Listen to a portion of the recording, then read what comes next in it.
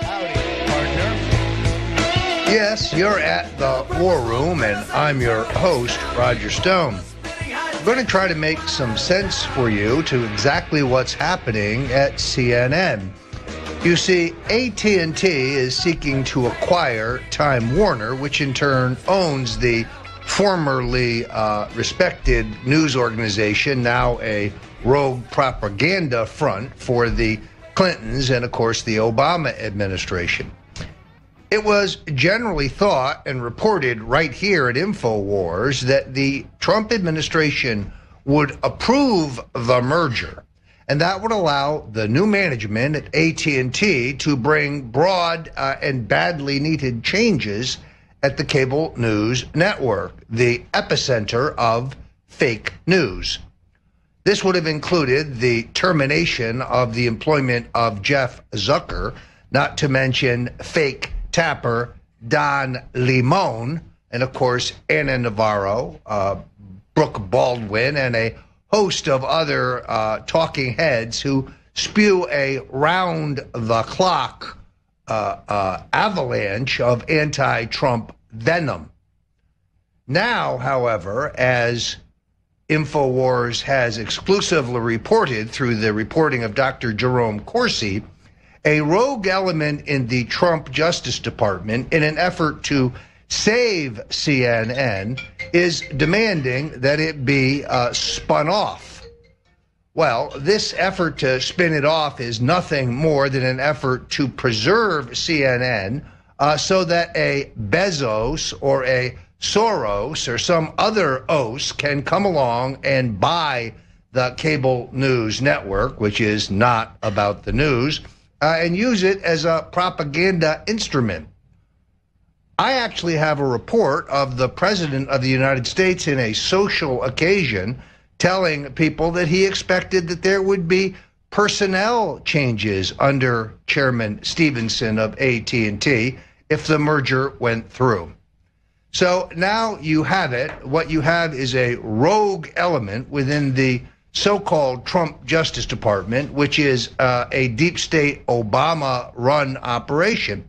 Yes, there's no question whatsoever that Attorney General Jeff Sessions is a captive, that he is regarded like a child, that he is cosseted, but most importantly, that none of his orders or directives are carried out. He has capitulated control of the DOJ negotiations and has abandoned any efforts to protect the interests of President Donald Trump. I'm delighted that you can join us here on the War Room today. I want to remind you, however, that freedom isn't free, and that we are just not blessed with a phalanx of billionaire financiers lurking in the background and anxious to write multi-million-dollar checks. We survive here. We expand.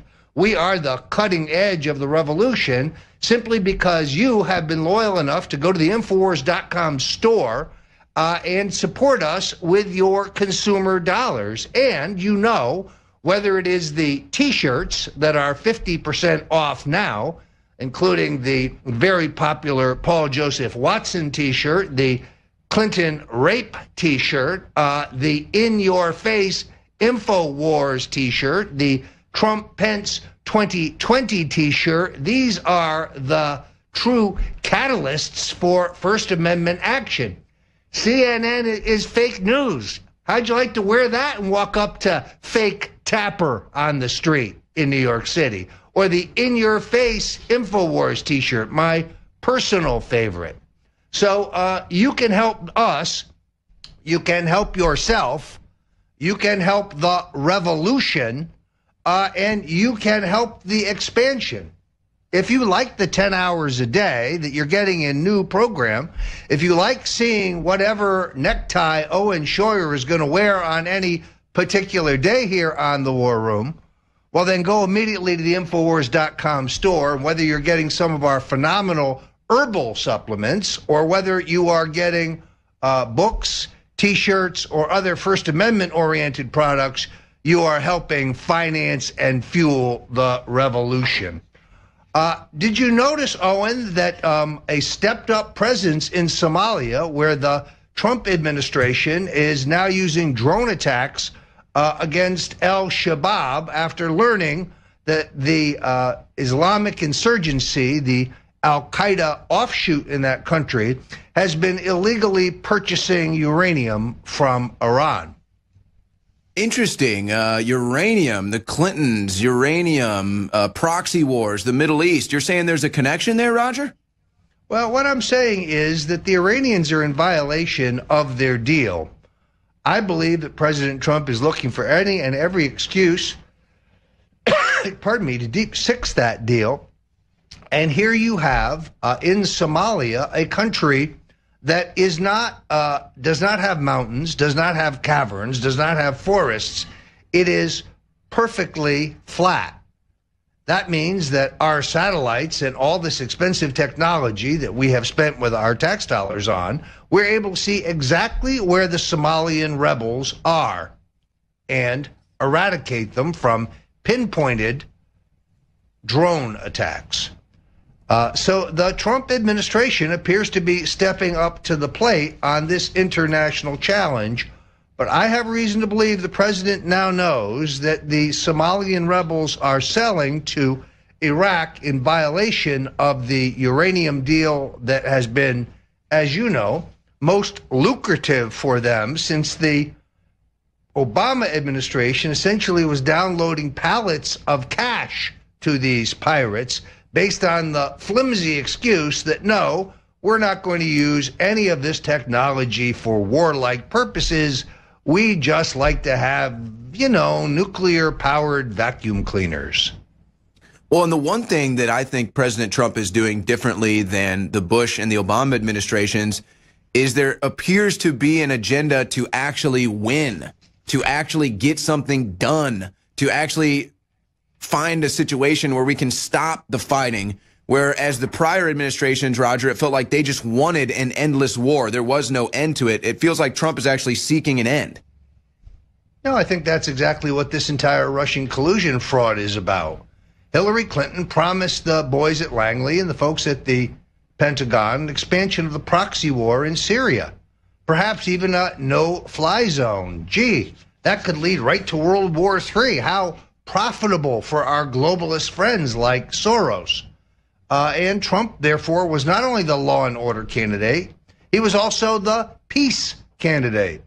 And that is why the deep state is so determined to destroy his foreign policy. You see, war is very profitable for them and their friends. Anyway, folks, I do want to ask you one more time to go to the Infowars.com store. Extraordinary specials right now. Grab your brain force. I'm about to pop two, so I'll be ready for the next session. Owen Schroyer, Roger Stone, you're at the War Room. Don't miss the next segment. We're going to tear it up. I'm Roger Stone, and we're on a war footing here at the War Room because I have breaking news. Only minutes ago, the negotiations between my attorneys and attorneys representing Twitter broke off, and Twitter has now inexorably refused our demand for an apology and reinstatement. That's why on Monday, I will file a federal lawsuit against Twitter on multiple grounds, including antitrust, First Amendment issues, and others. No, this is not a running bluff. AT&T was represented by the law firm of Dewey, Cheatham, and Howe. They also had special counsel in the firm of Ketchum and Fleesom. But we are not impressed with their white shoe Ivy League lawyers. We're prepared to go into federal court in a lawsuit, which I must tell you will be underwritten extensively, if necessary, by a number of other communications giants. Shortly after I file this lawsuit, I have every reason to believe that Milo, my good friend, will be filing amicus in the case, as will others. We're coming for you, Jack Dorsey. A judge will order you to reinstate me, and we have losses. You see, I have paid Twitter for paid promotions, and therefore you have violated the contracts of that deal. We're going to take your Ivy League heinies to court, and you're going to lose. So look forward for the details. Vanity Fair, Business Insider, BuzzFeed, Salon, all of those who thought this was an empty bluff, we are going to DEF CON 3, and we will see the Twitter pukes in court. I cannot wait, Roger. I'm so excited that you have chosen to take up this battle, Roger. I salute you. Well, look, we tried to have honest and reasonable negotiations, but the bottom line of this is, whether you're talking, Owen, about CNN or you're talking about Twitter, how is it that these incompetents can run these communications giants and lose money? That's the whole point I think people are missing about the AT&T, Time Warner, CNN drama.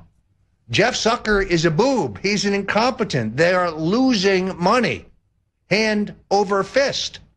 There are millions of more people watching Infowars.com than are watching CNN.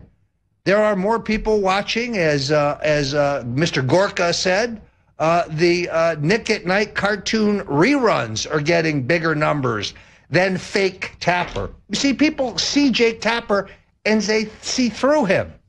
They should have a flashing thing that just says liar on and off because it's so transparent. Jake, you can't even fake sincerity. Not good for a television host. And the arrogance that exudes from these people. The only person over there who's actually a decent human being, I think, is Van Jones. Now, I'd prefer his cousin Alex Jones better, but Van Jones at least is a cordial human being when you meet him, even though he has whacked out pro-communist ideas. At least he's not a punk, like, say, Don Lemon is a punk. Limon, for example. Limon. Yeah. Okay. No, somebody told me a great story about Don Lemon. A group of people went to dinner in New York, and at the end of the dinner, the waiter came around and said, "Would you like dessert?" And Don Lemon said, "Yes, I'll have some of the sorbet." And someone else at the table said, "No, that's sorbet." And he says, "No, it is not. It's sorbet." He puts the word tard in the word libtard. Don Lemonhead. You know, so look, I liked Twitter. It was lively, and you had to get your bon mot into 140 characters, but I will own Twitter soon. This is going to be an exciting fight. Look, it's not like I don't have enough issues on my hands. Yesterday, I'm happy to say that my friend Alex Jones made a $10,000 contribution to the Roger Stone Legal Defense Fund, a fund set up by my friends to begin to defray the costs of a witch hunt that has turned my personal life upside down. Not only do I have to deal with the nonsense in the House Intelligence Committee, but now I may have to deal with nonsense in the Senate Intelligence Committee, where Senator Mark Warner has defamed me in a way that would certainly be actionable if he wasn't hiding behind his congressional immunity. And therefore, I have to ask patriots to go to stonedefensefund.com. That's stonedefensefund.com. I don't like having to ask for help, but these reports you see on the internet that Stone is worth $20 million, $40 million. Salon says, how outrageous that he's asking for help. No, it's not outrageous. I'm most grateful for the many patriots like Alex Jones who have stepped forward and written large checks or small checks. You know, the $25 contribution is deeply appreciated. And I do want to tell you that when I was in Naples, these two young ladies were very, very excited that I was there. Very excited. They said they knew me from InfoWars. They were giggling, but the reason they were excited is they said, "Do you really know Owen Schroyer? He's so dreamy," one of them said. Dreamy. And I said, yeah, I shook his hand just last week. "Oh my God, you must not even wash your hand," she said. Well, I do wash my hands, but Owen, you got a lot of fans out there. A lot of fans out there on the Liberty Trail. Wait a second. You're not fake tappering me here. That's a real story? That is a real story. There's a lot of people who are catching on to the war room. More and more people talk to me about it every day. You're coming up with tasty neckwear like today, I think helps your image. When we tell them that Michael Zimmerman personally has endorsed super male vitality, this stuff moves off the shelves, which is a good reason for one more time to tell you that there are extraordinary savings going on at the Infowars.com store. And in truth, the synergy between super male vitality and Anthroplex really does turbocharge your life, and I strongly recommend it. And if you met these two girls in Naples, Owen, you might need some of this yourself. These women adored you. Well, I'd love to make their acquaintance sometime, and it sounds like they're smart, so they probably take Brain Force. They probably take Super Female Vitality too, and you know what? Actually, Roger, I don't know if you heard my intro to the show today, but I actually talked about how much I love our audience, how much I love Alex, how much I love you, how much just I love the fact that, you know, we never claim to be perfect, we never claim to be purists, but damn it, we love this country. We're sick of liars, and we're taking country back. We're taking this planet back for good, Roger. That's the true story here. No, what you say is absolutely true. Look, I have not lived a perfect life. I've made more than my share of mistakes. But this is not about us. This is about the fundamental freedoms of America, and the globalists, the Bushes and the Clintons and the neocon ilk that have run the country into the gutter. And we are on the verge of a renaissance. We are on the verge of a turnaround, and we have the right leader. They just seek to undermine him and co-opt him at every turn. But it is unthinkable without InfoWars. We really are the tip of the spear. This is not to take anything away from Breitbart or the Daily Caller or Town Hall or Gateway Pundit. But we are the tip of the spear, and we need your help to continue the expansion. I'm Roger Stone. Owen Schroyer riding shotgun. Will be right back. Welcome back. I'm Roger Stone, and yes, you're on the War Room. Owen, the hat I'm wearing was given to me by the Hungarian Association of Cleveland after Ronald Reagan's historic re-election in 1984. This is a recognition of my own Hungarian-American background. Indeed, I had relatives who were mowed down by Russian tanks in the streets of Budapest in 1956. That's why the insinuation that I am working with the Russians to collude in the 2016 elections is an extraordinary insult. No one hates the Russian system more than I. No one hates communism. Indeed, I was attracted to American politics by the anti-communism of Senator Barry Goldwater. I remained in politics because of the ardent anti-communism of Governor, later President, Ronald Reagan. And I can tell you firsthand, Donald Trump didn't need help from the Russian state to beat Hillary Clinton. In many ways, Hillary Clinton helped beat herself. And we managed to nominate the one person, the one Republican, the one potential nominee who could actually beat the vaunted Clinton machine. So if you have never had Hungarian food, Owen, I'm going to have to take you out sometime. Well, you're constantly changing. You're shifting scenes. You started out in the Wild West. Now you're in the corridors of, somewhere on the East Coast, I think. It's amazing. Where in the world is Roger Stone, and what will he have on next is what the world is wondering.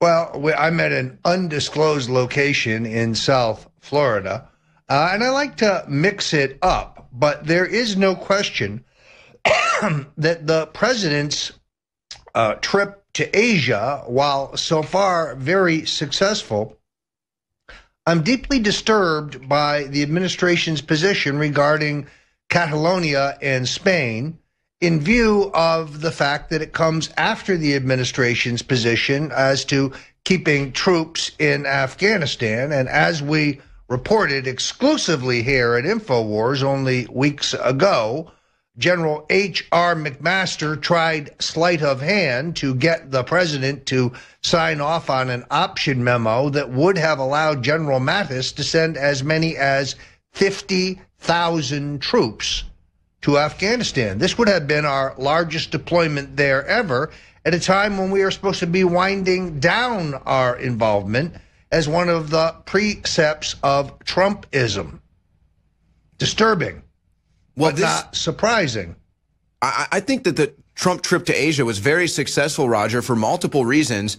But I think the biggest thing to me, and most people probably won't even see this, the reception that Trump got from these nations was so welcoming, so warm, and so heartfelt.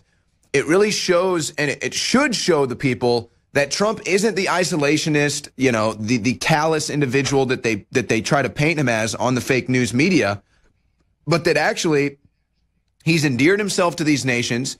They're appreciative of President Trump and what he stands for, and the fact that the Americans finally put a real man in office and not just some, you know, puppet, essentially, or some no-gooder like Obama, some bum like Obama, where China, last time Obama went to China, they didn't even roll out anything for him, not even a tarmac, not even a set of stairs.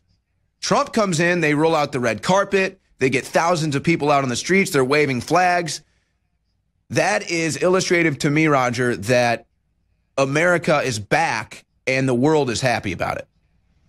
I couldn't agree more. This just in, evidently, former Vice President Joe Biden speaking openly this morning on MSNBC about his plans to challenge Donald Trump. Now, this guy is truly, truly creepy.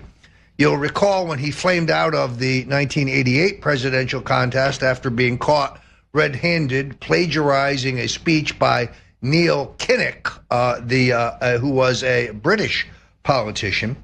I heard a great story very recently about the former vice president showing up at a Dover, Delaware casino where they have a very, very popular early bird buffet, kind of an all-you-can-eat arrangement that is quite popular with some of the senior citizens in that part of lower Delaware, and it's so popular that there's usually a substantial line that goes out the door and around the corner, and of course they open the doors at 5.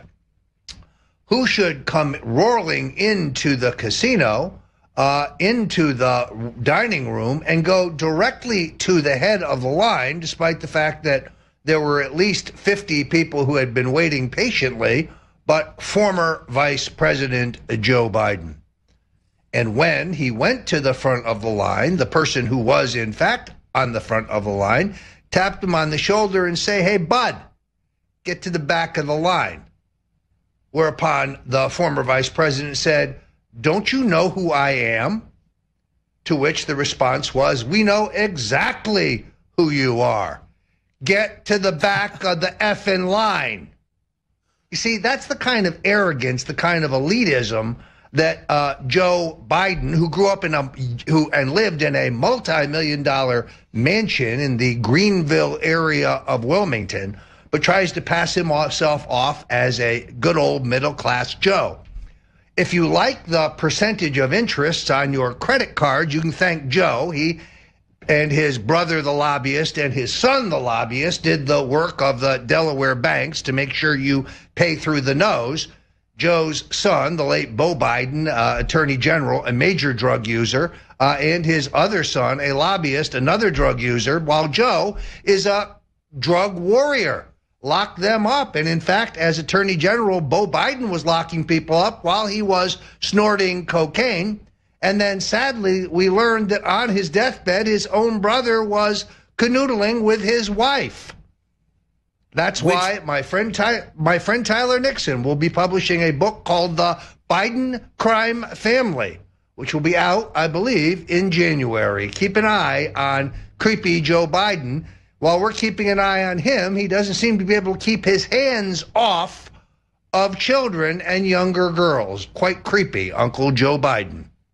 Yeah, it's actually Uncle Grandpa Joe, because Roger, his daughter-in-law is now dating his other son.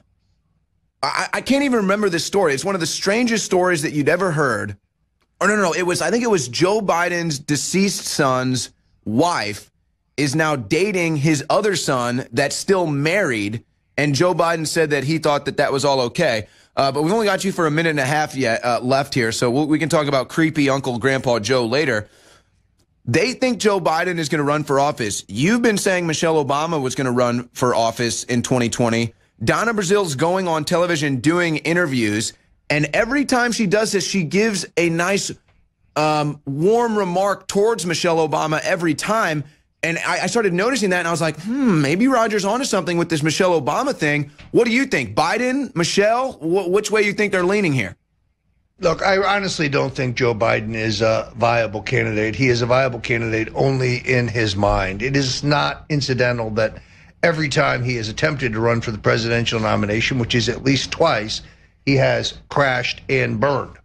I want to be absolutely clear. I have been unequivocal in my prediction here at Infowars.com that Michelle Obama will be a candidate for president of the United States, is the presumptive favorite, that the machinery of the Democratic Party is controlled by her husband, not by the Clintons, and that, at least on paper, Michelle Obama would be an extraordinarily strong candidate. And of course, if she was elected, it's not clear that we would yet have our first woman president.